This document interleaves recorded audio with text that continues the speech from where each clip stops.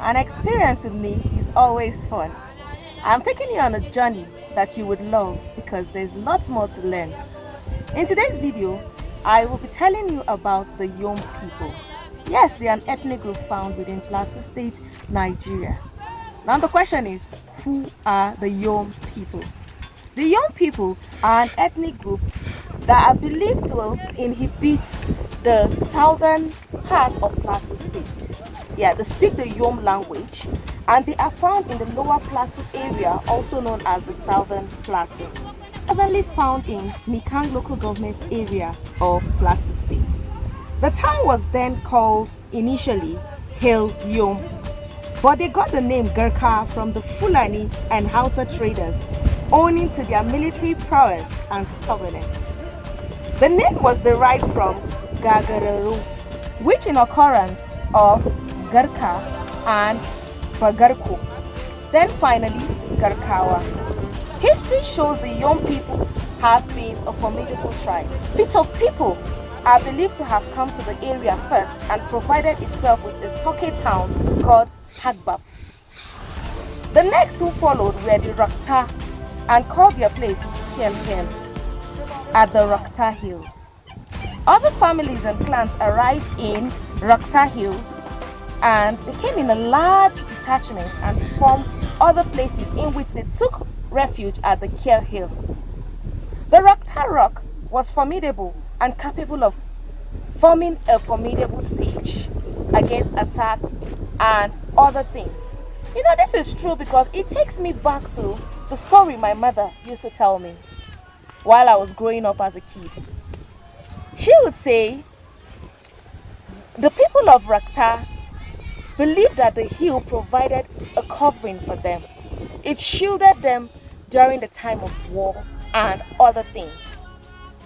I remember one time she said, if you were an invader or a visitor coming in with ill intentions, then there will be bees that will swim all over you and cover you.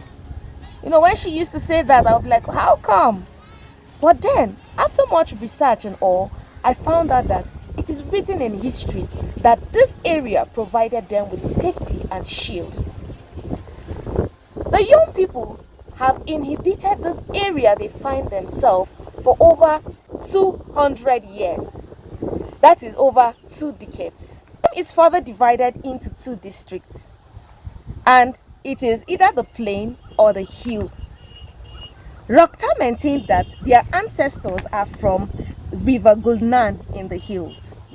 Pitop, however, said their ancestors emerged from the earth. It gives the analogy as trees grow out of the ground, and thus their ancestors came into being from the ground. The Youm people are families with the Jukum stock that migrated after the breakup of the Kwararafa Empire and wandered until they found their present home. Youm is a Chadic language of the Afro-Asiatic language. There are several clans in Youm tradition. Some include Rakta, Kilhal, Balbru, Piltop Talim, Lahil, Pensong, Gwargimjim, Balnan, Longkrum, and Wai. These are some of the clans that could be found within Youm. Each clan has its chief priest called Bankrumkrum and its own traditional religion. Before introduction of present religion, the Youm people practiced animism. They were basically traditional worshippers who believed in certain gods and in the practice of animism. The Youm people are bordered north and east by the Langtang section of Yergam, southeast by the way to Dampar, south to Inshar, and west to the Lalin section of Montor. The traditional administration.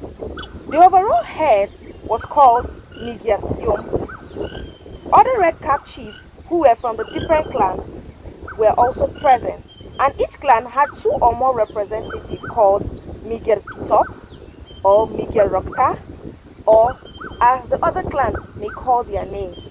Each one had their own clan head. The war chief was, however, called the clan. How is marriage conducted there?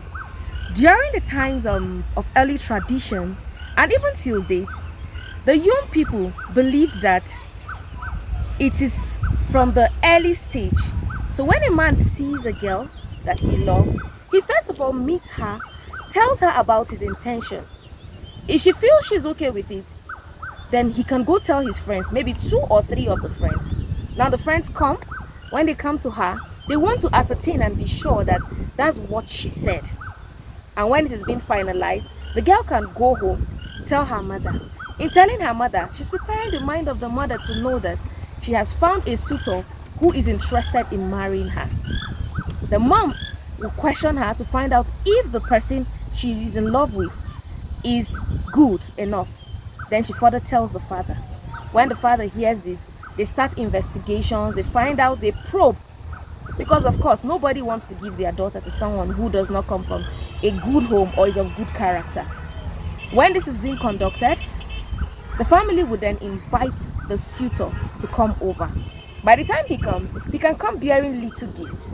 Then one important thing in the marriage is that before a man officially takes this lady as his wife, he has to build a mud house for the mother in the family compound, and then he will farm. It is something that is in the course of the time, so you will farm for the parents over a period of time. When this is done, the marriage is being conducted, the man can officially take the wife home to be his bride. Now when it comes to children, the Youm people don't have a right to the children, because it is believed that the husband has the children, they bear his name, so there's no need of asking the wife to give the children their family name.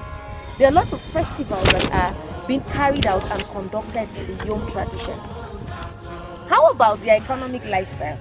They are predominantly agriculturalists.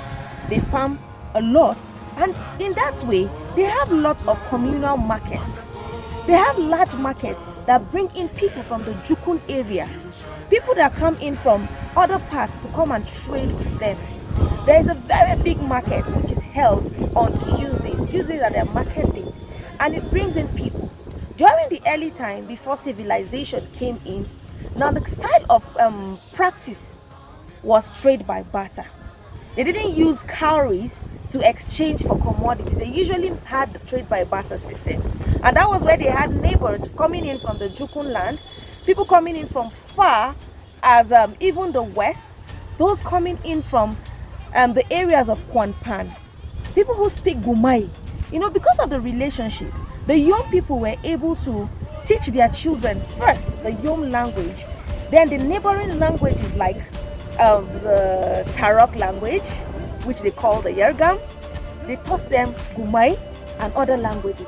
So that market brought in lots of people who fusioned into the lifestyle, and some even decided to live there. Now how about naming ceremony?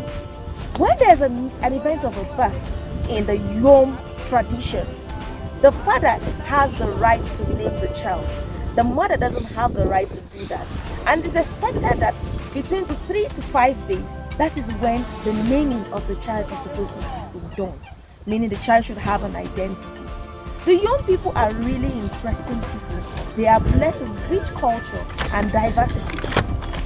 Presently, with the influx of religion like Christianity and Islam, you have more of Christians within the Youm area.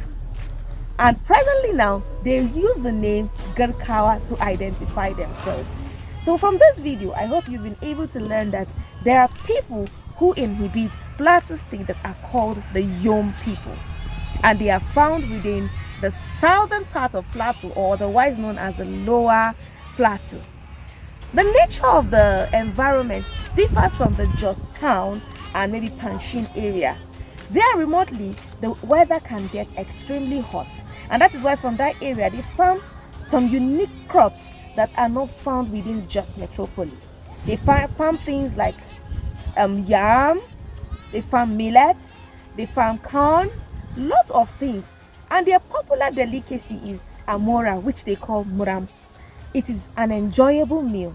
I hope you one day find yourself within this area. I'll see you in my next video. Bye.